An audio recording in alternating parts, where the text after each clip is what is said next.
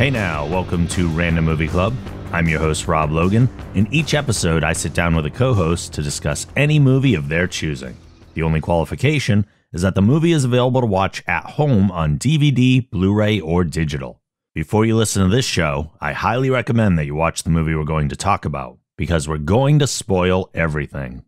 Also, at the end of the episode, I'll tell you which movie we're going to discuss next so you have enough time to watch it. If you enjoy Random Movie Club, you can help keep it going by supporting us on Patreon. Supporters get special benefits like bonus episodes, patron-only events, giveaways, and more.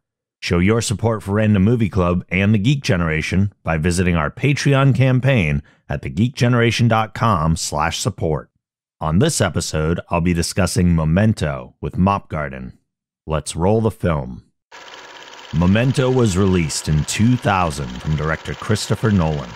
Written by both Nolan and his brother Jonathan Nolan, the film stars Guy Pearce, Carrie-Anne Moss, and Joe Pantoliano. So, Mop, why did you choose this movie? I thought Memento was a really interesting topic because it's just such an interesting movie. Like, I don't think there's really any other movies, at least that I'm aware of, that are similar to this in terms of like jumping around so much. Maybe Inception, but... Which is also a Christopher Nolan movie. Yeah, which I actually didn't know. And so I just thought it was, an interesting topic, really. Yeah, I'm glad you chose this movie because this is probably in my top 10 favorite movies. Like, I love this movie. I remember seeing this, and this is what kind of sparked my interest in Christopher Nolan as a director. So when I heard that he was eventually going to do a Batman movie, I flipped out, based on just this one alone. Yeah. That's awesome. I remember watching this, I think just the end of it. My mom had it up on just the satellite when I was in high school or something. And I couldn't remember what it was called for the longest time. And finally I was over at a friend's place and she had it on her TV. And I was like, I thought I dreamt of this movie. This movie is so cool. So I finally watched it all the way through and was like, wow, this is such a work of art, really. Mm-hmm. It's so just fascinating. So, and I've seen it, I don't rewatch movies ever. And it's just kept my interest. I've seen it probably 10 times. Forgot the title of it, how appropriate. Yeah. Very forgetful. So as I always do, I go to IMDb and gather up all sorts of trivia, and there's a bunch of great stuff for this movie. So the medical condition experienced by Leonard in this film is a real condition called Anterograde Amnesia, the inability to form new memories after damage to the hippocampus. During the 1950s, doctors treated some forms of epilepsy by removing parts of the temporal lobe, resulting in the same memory problems. Man, I can't imagine. Imagine being inflicted with this when they're trying to solve another problem. Yeah, I am so glad science has come so far that we don't need to do that anymore. Yeah. Yeah, I can't. I mean, what would you do? I guess you would have to do what he does and just make notes. Yeah. Yeah. This film took only 25 days to shoot. That's crazy. It is an insane... Most movies take months. Yeah. The fact that they got it done that fast is wow. Well, ridiculous. as I was watching it, I thought there's only really a few different sets or scenes. There's the hotel room, there's the house, the restaurant. Really, I don't know what else. Yeah, they don't jump around to a ton of different places. It's pretty well contained within just a small town. Yep. Christopher Nolan's first choice for the role of Leonard was Alec Baldwin. Aaron Eckhart, Brad Pitt, Charlie Sheen, and Thomas Jane were also considered for the role of Leonard before Guy Pearce got the part. I was reading something online and people were discussing how they thought he was a really good choice because he's kind of not really well known. Mm-hmm. That was a big part of it. Yeah, you can, kind of, I guess, relate more or something. Instead of it being a big Hollywood movie, it's more, I like that decision. It was a combination of that and what they had to pay him because he would work for cheaper than all the other named actors. And this was a very low budget movie. Was it? Yeah, considering the scope of some other ones, this was much lower budget. I guess you can tell, it doesn't look like there's too much that went into it, really. But that's nice that you don't need all this crazy stuff to make a really good movie. It's true. Mm-hmm. Guy Pearce was originally 230 pounds before the movie was made and lost all of the weight within a few months. And I would like to know his secret. Wow. Yeah. Keto. The potato diet. Yes.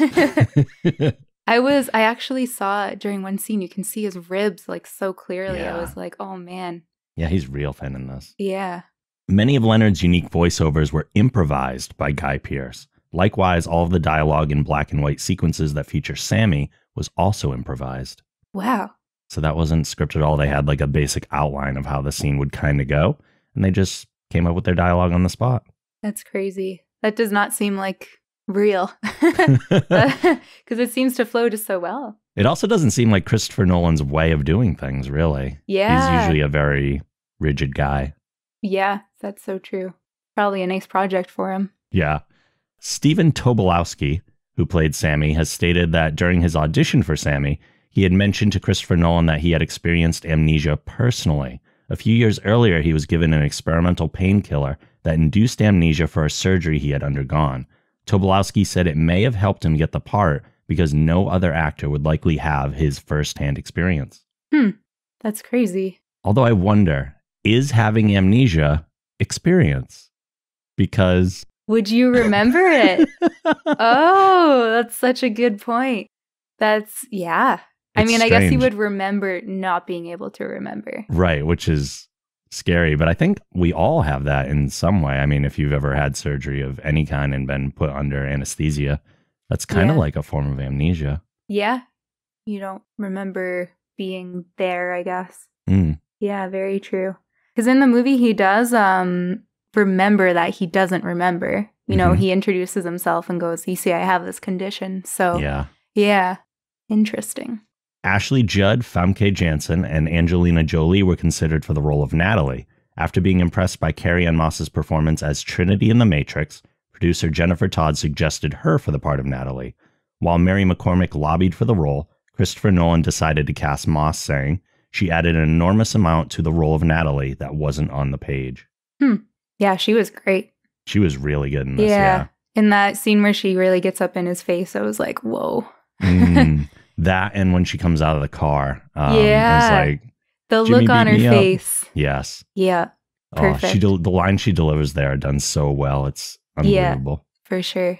The tattoo parlor in the movie is named after Emma Thomas, who is Christopher Nolan's wife and the movie's associate producer.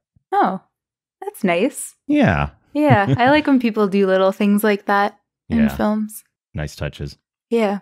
During Leonard's third and final conversation with the anonymous caller, his fingers hover over the numbers 555-0134. This is Teddy's phone number, which is on the bottom of his photograph, thus hinting that Leonard is actually talking to Teddy. Ah, because you never do find that out, do you? It's never explicitly said, but I feel like there's a lot of hinting in that direction. Yeah. Well, there is a scene where he goes, meet me in the lobby, but then Teddy's down there. But then Teddy looks really surprised when he does come down. So I don't know what Teddy was actually doing there.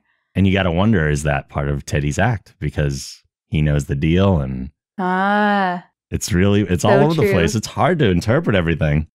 After his wife's death, Sammy is shown sitting in a mental institution. Briefly, just after someone walks in front of him, and before the scene cuts back to Leonard on the phone, Sammy is actually replaced by Leonard sitting in the same chair. This supports the conclusion that the tragic end of Sammy's story is actually an event from Leonard's own past, just as Teddy later tries to convince him. Oh, it actually shows him sitting in the chair?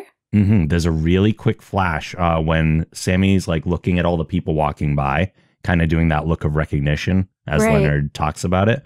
The scene, a nurse walks right in front of the camera, and for a split second, it's actually Leonard sitting in the chair instead of Sammy. Oh, interesting. I've never noticed that. It's very quick. Yeah, wow. That's very cool. The picture of Leonard that he finds in the envelope under his motel door shows him pointing at a bare spot on his chest. He tells Natalie that this spot is reserved for when he finds John G. Later, when Leonard is driving to the tattoo parlor, a scene is shown in which he is lying in bed with his wife. The bare spot in this shot now contains, "I've done it." I was a bit confused about that scene, actually. I never really, because the wife is dead, theoretically, right? Right. So why would he have all the tattoos too? Yeah. Like, why would he have John G. raped and murdered my wife while his wife is lying on him? Yeah. There are theories. Are there? Okay. Yeah, we can I'm talk about it. excited to discuss them. Oh, yeah. Because I noticed that yesterday too, and I thought, interesting. It's one of the biggest scenes that's thrown people off in the movie. Yeah, yeah. Lastly, the narrative jumps 113 times from one time period in the story to another. The first scene of the movie is the end of the story, and the story begins in the middle of the movie when Leonard meets Sammy Jenkins. Technically, if it's totally chronological, but you could say it starts in the hotel room, the first black and white scene. And then he just tells the story about Sammy. Right. And I thought it was interesting in that scene, they actually use reverse motion in that opening scene. Yes. But they obviously didn't use that throughout the rest of the movie. And I guess it's just cinematography, but I was like, I wonder if there's more to that, or if it's just explaining that things are going to be crazy or what. Yeah. I think a lot of it is setting up the fact, it's kind of preparing us and leading us in, like showing us the Polaroid going backwards and then that whole scene going backwards, that kind of getting us ready, like, okay, there's going to be some backwards movement. Like, we're going to move through the story backwards. We're just kind of prepping you for that. Yeah. The interesting thing about that scene, too, is that all the sound is moving forward, except for when Teddy screams no right before he gets shot. That's backwards, but all the other sound is normal. Ah, interesting. I see. That's another thing I didn't notice. Yeah. Yeah. I did a lot of research. Yeah, no, that's awesome. And it's one of those things that you pick up in your, subconscious, but you don't like really think about. So. Yeah, and it just like sets things a little askew in your brain. Mm-hmm. All right, so talking about the movie itself, because there's a lot to go over. So normally, I would have bullet points that kind of go through the story, and we would just walk through the narrative as it lays out in the movie. But this is such a weird and complex and strange movie to do that with. So I just kind of have bullet points for kind of different things. I have stuff by character. I have some notes by Christopher Nolan. And I should also say, when I normally do this show, I watch the movie twice. I watch it in just a sitting with no distractions, so I can just kind of analyze it and look at it without being like pulled away. And then I watch it a second time and I like write down all my bullet points. This time I watched it normally, but I have this DVD of Memento. I have the same DVD. I'm doing a physical thing on a podcast, so nobody can see this. This is the case file, the DVD case. So this was a limited edition DVD release, and it's super cool because it opens up and it's his psychiatric report on the front. It's such a cool design. It really is. Yeah. That's the thing I love about physical DVDs. Yeah, yeah. But the thing that's the coolest about it is on the second disc, you can unlock through hidden means a chronological cut of the movie. Oh, I heard you could do that. I should have done that. So I did do that for the second one, and it was the first time I watched it in chronological order. Cool. And it is still a great movie, but it's nowhere near as gripping as the version that we're presented Well, with. it makes more sense, I'm sure, right? Mm-hmm. It's not as much of a puzzle. Yeah. But it is interesting to watch that way. Yeah. Wow. I should do that after we record this. So there are some notes by Christopher Nolan. There's a video that I actually sent to you as well that has Christopher Nolan kind of talking about the plot as a whole and kind of giving some perspective on the movie, which I thought was really interesting.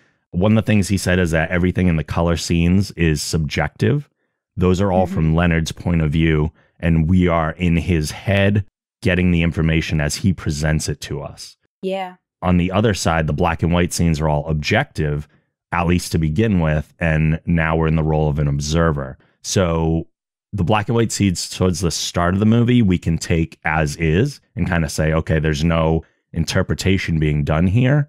But Leonard's color scenes, especially more towards the beginning, since they're being presented by him and he has the memory issues, we can't necessarily believe the information is 100% accurate. Yeah, it's unreliable. Mm-hmm. Yeah, I think that's a really cool way to do it. He said he wanted it like a documentary style in the black and white. And then, yeah, I think that was really neat. And as I was making notes on this movie, I was like, I know there's something to do with the black and white versus color, but I couldn't quite like put my finger on it. So it was really interesting to read or to watch that video and see how he wanted it to be. Because I was like, okay, so he's in a different area and but why change the color? So yeah, that was neat to hear. The movie itself has a lot in common with film noir movies. And one of the commonly used things in film noir is having the unreliable narrator, which Leonard absolutely is in this. So even though the story is presented in a certain way, we're going to question a lot of the things throughout, which is kind of just one of the big parts of the movie as a whole, really. Mm-hmm. And I also like how, you're questioning him, but you're also questioning everybody else. And especially because he says, don't believe Teddy's lies. You're like, well, what is real and what is not? And then also Natalie also lying to him. So you're like, so can we just not trust anybody? It's very off-putting. It does feel that way. Yeah. The color scenes and the black and white scenes, he does like a diagram that shows how they shift together so that at a certain part of the movie, they match up. I love the scene. I don't love the scene where he kills Jimmy, but I love the scene with Jimmy where the black and white fades to the color to be like, okay, we've hit the end of that arc and now we're circling back around. Yeah. Really smart way to show it. Mm-hmm. I should rewatch that part. Should just rewatch the whole movie again. It's worth so many rewatches. It's crazy. Is. And it's like I said, every time I rewatch it, I'm like, oh, I didn't realize that. Yeah. And I think that's so cool. There's so much new stuff every time. Mm-hmm. The goal was to reach a point where what we end up with is still subjective, but with enough information, objective information, so that we start to question the point of view that we've been given throughout the film. Yeah, that's, and it really does.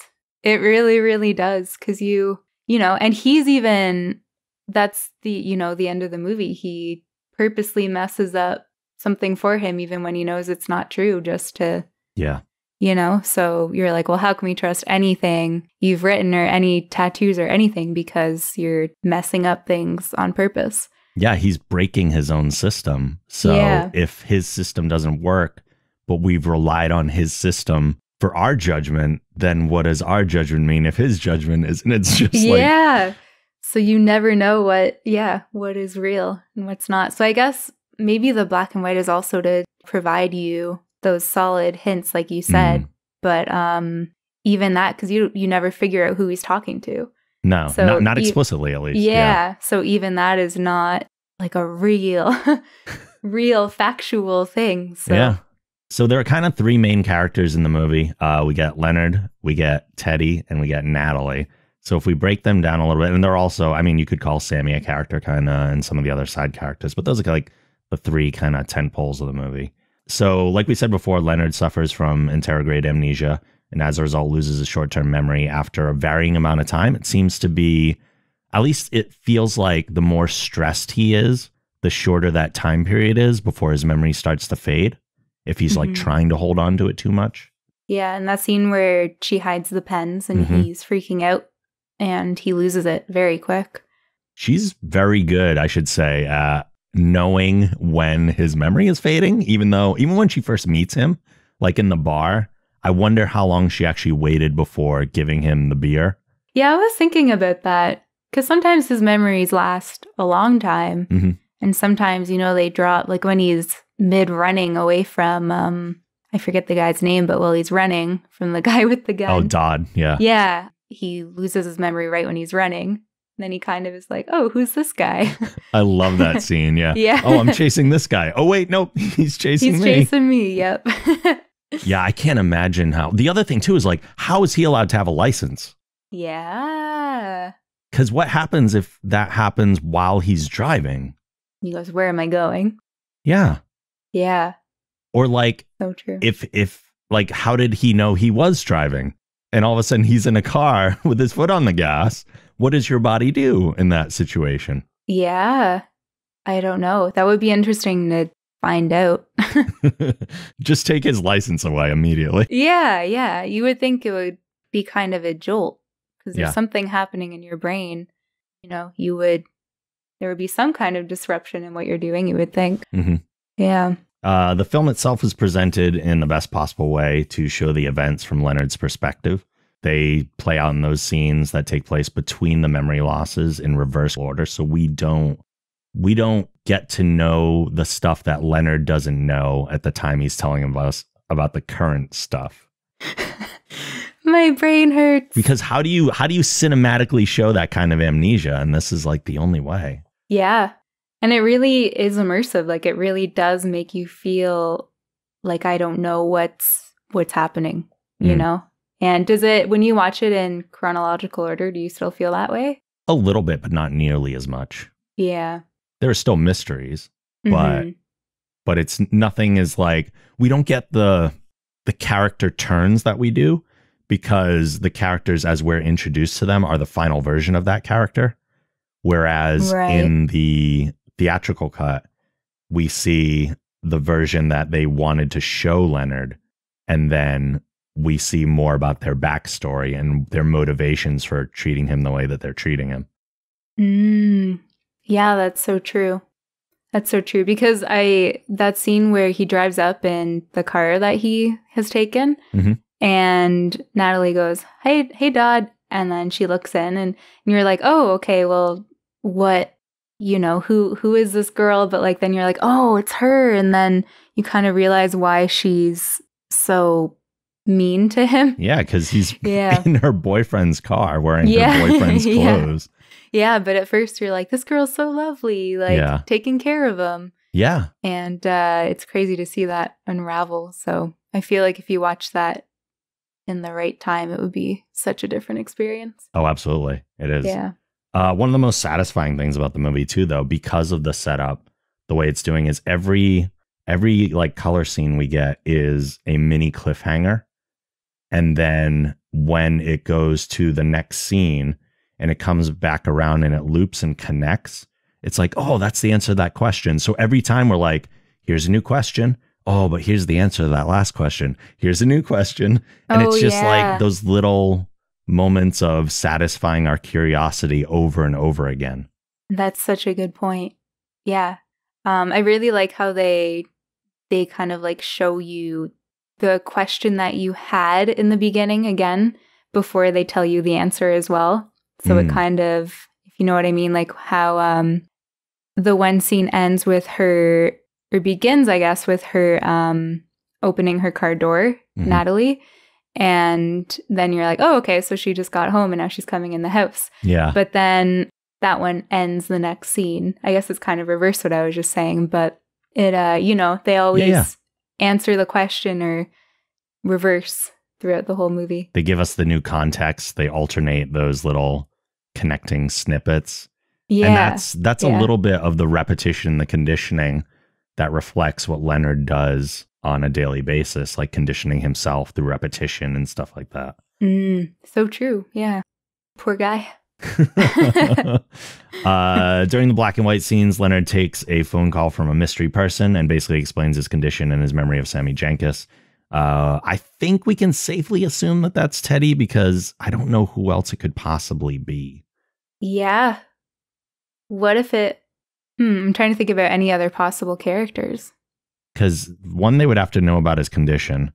Two, they would have to care about his motives. And I feel like there's only two characters in the movie that care about his motives. And at that point, he didn't even know Natalie when the phone call started.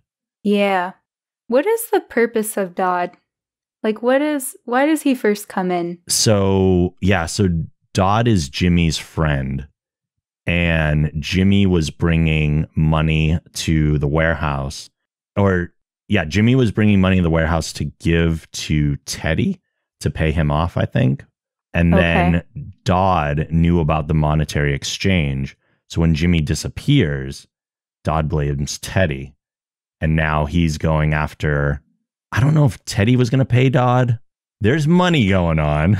Yeah, but there's money being exchanged, but basically Dodd wants the money. So he's going to go, or is going, I don't even know if he's going to go after Natalie, or she's probably assuming Dodd's going to go after her. And that's why she has Leonard go after him. Okay. Because Jimmy's disappeared. She doesn't know why, but if Teddy has the money and they want it back because of something that happened to Jimmy, then Dodd's like the middleman.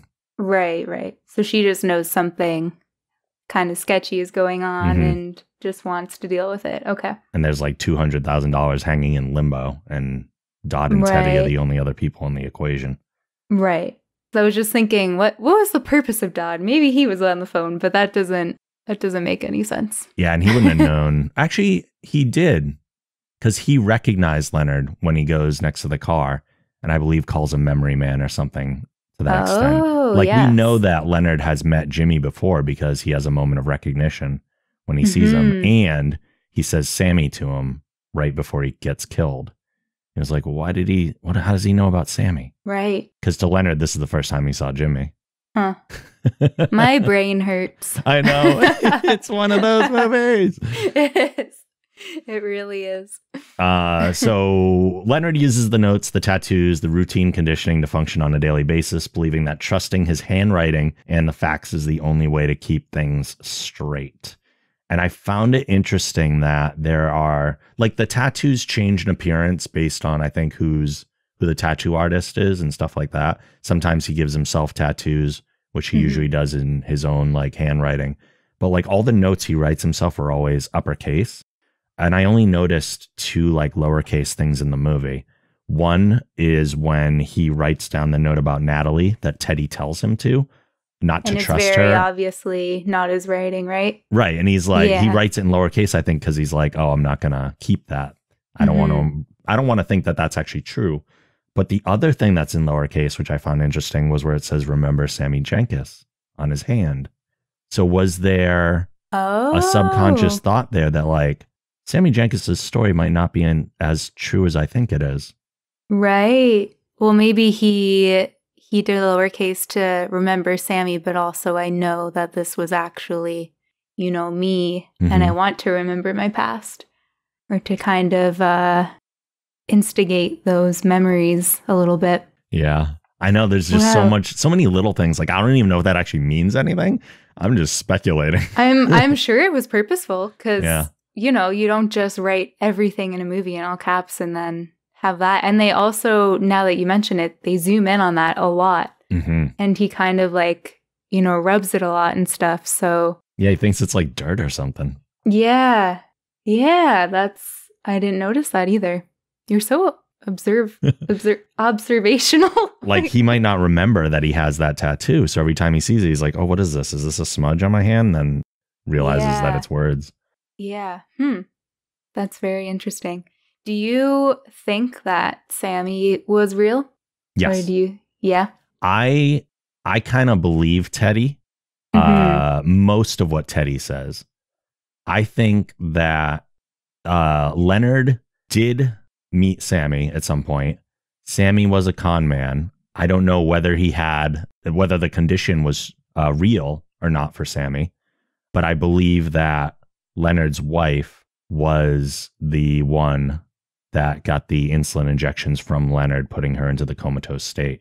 Oh, well, because he does go into the hospital, right, Sammy? So how would he, unless he theoretically killed his wife beforehand, but this is hard to know timeline-wise what what could be real there. But so you think Leonard did kill his wife? I do. Okay. Not on purpose, of course.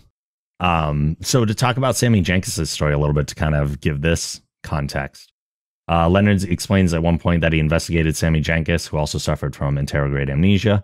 Unlike other cases, though, Sammy did not seem to learn from conditioning. Leonard concluded that Sammy's condition was psychological, not physical. In an attempt to snap out of it, Sammy's wife tested him by repeatedly asking for her insulin shots, and Sammy kept giving them, resulting in her slipping into a coma and never recovering. So I believe a lot of that behavior was actually Leonard's. I do think Sammy is a real person, but through conditioning and repetition, Leonard has convinced himself that all of those things were Sammy's life and not his. And it's one of the reasons I think he has the tattoo, Remember Sammy Jenkins, is because that's a way of, like, putting those memories on another memory that he has in a way to avoid his own guilt. Yeah, because he probably doesn't want to think about the fact that he killed his wife, essentially. Yeah. Well, not essentially, but did. Yeah. Yeah. That's very interesting. It's a good way of, because I was gonna say if Sammy wasn't real, then like where does the whole insurance thing come in? Like, did he just make up that he was an insurance guy and like all this? Like, it's kind of an elaborate story, you know? So that's I like that take on that, because I wasn't sure how I felt about it. Because there is a scene where, you know, he pinches her leg, and then it kind of flicks away for a second to him actually giving her insulin. And so I think that is confirmation that it is. And then he kind of gets confused after he like sees that memory. So I think that's one of the biggest telltale scenes of the whole movie is it shows us, like we saw the pinch earlier in a flashback of his, and then we see first the insulin shot, and then we see the pinch afterwards, almost as if we just watched him cover it up in his own brain. Like he saw the reality first and then was like, oh no, that's not what happened. And then through the conditioning, replaced it with the pinch memory instead. Yeah, I think that's a really good way of interpreting that. But then the question comes up, if his long-term memory is to be trusted, how does he not remember his wife is diabetic? That's true. Maybe he's just always had this memory problem and he's made up these other stories as lies. It's all a farce. And it's all just repetitive. Who knows? I mean, I think it has to do with the fact that he has done everything within his power to replace or transpose those memories from his life to Sammy's life, just to avoid all the guilt. And if that means forgetting essentially that his wife was diabetic as well, he did that because, like Teddy said, and whether or not we can believe Teddy, who knows, Teddy said Sammy didn't have a wife. So he created another character so that Sammy's wife existed. So he could fit it into his reality. Yeah. Oh, that's really interesting. That totally makes sense. I loved a couple scenes in the movie I found particularly funny. One was when he accidentally knocks out the guy when he's going to find Dodd's room, and he just had the note upside down. He like kicks a door in. Oh yeah, and knocks a dude out, and it's just like, oops, sorry, I had this upside down. It's a 6, not a 9. Yeah, he just kind of shuts the door and walks away. Poor guy. Yeah, that's a good scene. Imagine that was that in there just kind of as like comedic relief? I think a little bit, yeah. Yeah. I think it was just like oops, this guy's life is chaos. Yeah. You're a mess, Lenny, pull it together. Yeah. The other one I thought was really funny was when he was in, I don't know if it's more funny or sad, when he's sitting in Dodd's bathroom in the hotel and he wakes up with the bottle in his hand. He's like, I don't feel drunk. And he just sees that he's in a hotel bathroom. He's like, guess I'll take a shower. Yeah. Not knowing the danger he's in any moment. I was cringing so hard when he's like just in there and the guy comes in. He just like starts fighting him naked. Yeah. Naked and wet. Poor guy. I know, that's the way to go out too, right? Yeah. Just have a man in your shower just jump out naked and beat you up. Whatever ends up happening with him? With Dodd? Yeah. They tell him to leave town, right? I think so. Yeah. Because at one point, they have him tied up in the closet. Yeah, and they basically get him to leave town. Yeah. Okay. I guess that's not that significant, just that he's gone. Yeah. And they didn't kill him. As far as Teddy goes, he's interesting because he starts off looking really shady. And I thought the casting of Joe Pantoliano was really good here because he's generally like a shady, creepy guy in a lot of movies. So we already are like, oh, it's that shady guy. Yeah, especially with that mustache. Yeah. My gosh. Yeah. But then as it kind of goes on, we find out that he's a cop, even though he's a crooked cop. And yes, he's been manipulating Leonard, but also maybe doing him a favor at the same time. Because he's giving him purpose.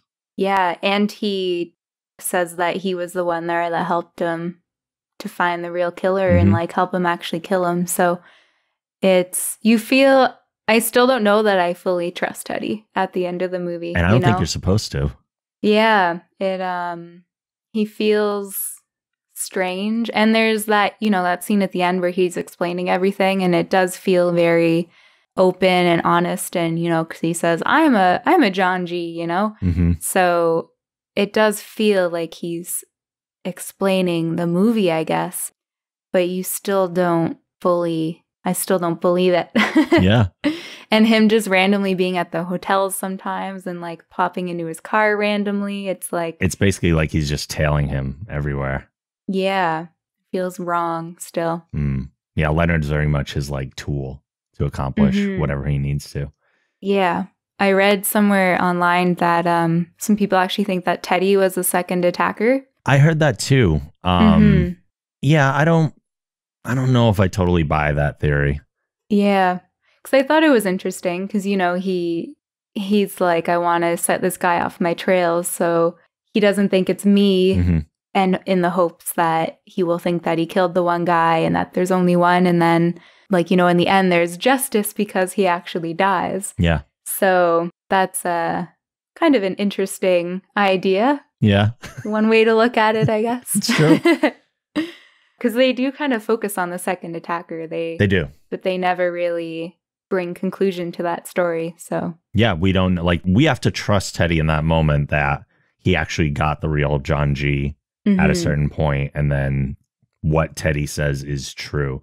I believe most, if not all, of what Teddy says at the end, because I feel like at that point he doesn't have a lot of reason to lie. Like he doesn't feel necessarily in a ton of danger, I don't think. And he looks so pathetic, like trying to find his keys and stuff. Like, I do think there's you do feel bad for him a little bit. So to talk about Natalie for a moment, she's kind of the reverse of Teddy as far as presentationally. Like she starts off looking like this helpless woman that Leonard's helping out. But then we find out she's been manipulating him to deal with Dodd. Like as soon as she gets the tip off that Leonard shows up in Jimmy's car with Jimmy's clothes, but then she ultimately comes around, I think, by the end of it, because she's tracking down the license plate and everything. Once she finds out his condition, sees all the tattoos, all the work he's been putting into this, and just she kind of feels the sympathy. She doesn't know that he's the one that killed Jimmy. She never finds that out. She just assumes that Jimmy's gone somehow. Right. Well, it's probably, I'd imagine she would think because he's wearing his suit, right? Most likely. So, yeah, you would think she would know. But it's also like, I think she does feel pity for him because, they start sleeping together. And I feel like she wouldn't need to do that. I mean, maybe that's not pity, but, you wouldn't need to do that to gain someone's trust or build a relationship with them because he would never remember. Right. So I do think that she really does eventually come to care for him, but that's after she gets him to hit her, right? Oh yeah, that's after a lot of stuff. I feel like that's the part where I think she's really significantly trying to help him out is when she's like meeting back up with him in the restaurant later on. Oh, and like gives him the info with all the license plate stuff. Yeah. And that's Teddy's license plate, right? It is. Yep. Yeah. Yeah, that she tracked down after seeing the tattoo on his leg, which he wrote there in the first place because he knew eventually it would lead him back to killing Teddy. Oh, yes. Comes full circle. Yes. Sly. Oh, man. It's all so complicated. It is. It is. So I guess the last thing to talk about then is what the movie kind of all means then. If we're led in so many directions, if there's all these theories, I guess what is your kind of big takeaway from it? Like, what do you think? What are your thoughts?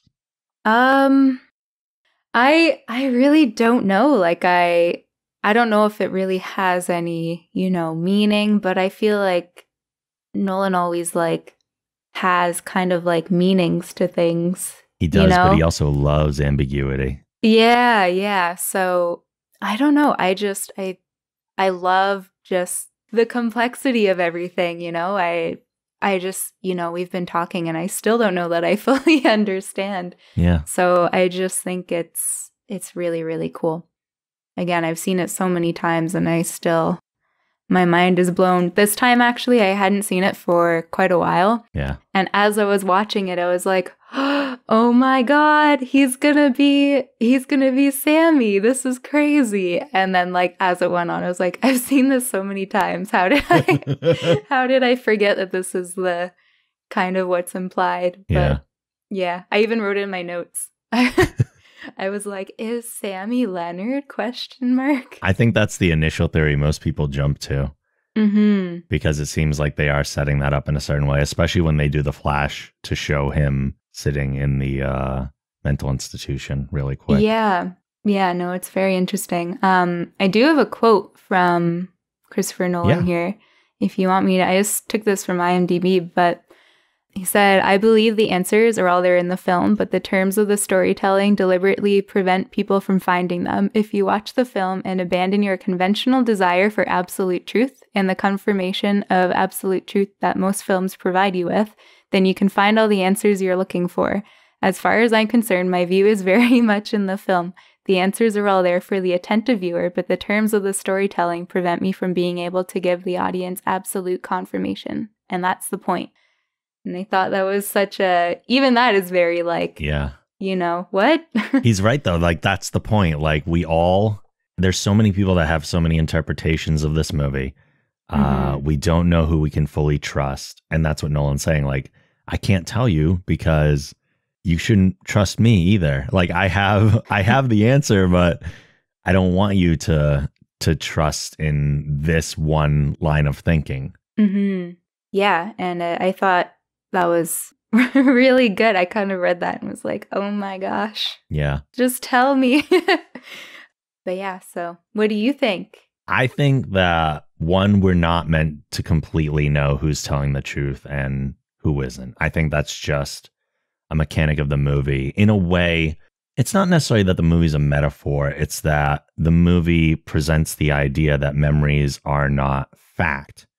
In the same way, like Leonard at one point says to Teddy at the, they're out for like breakfast or something, I think. And he says something along the lines of, I can't trust my memory. I can only trust the facts. That's how investigations are done. The facts are truth. But then we find out later on, the facts are not truth because a lot of them were fabricated, even the ones that he's kind of basing his entire investigation on. His tattoos are lies. He tore out pages in the investigation and the file to create an unsolvable puzzle.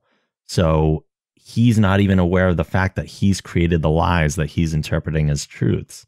So memories and what is memory, what is fact, it's just questioning the reliability of everything. I think that's kind of the underlying point. Mm-hmm. And not even Leonard's long-term memory can be trusted because he's likely altered a lot of them through conditioning.